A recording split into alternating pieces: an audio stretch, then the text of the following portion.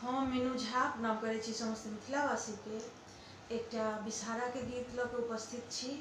जतेक नव पबनैतिन छी तिनका सब गोटे के हार्दिक शुभकामना। मैथिली गीतमाला पूरा परिवार के तरफ से धन्यवाद। जय मिथिला, जय मैथिली।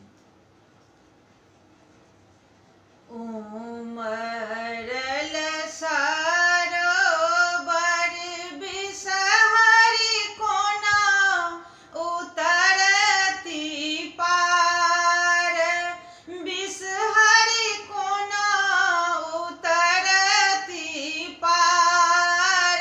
राम के देतनि बेस हरि के नाम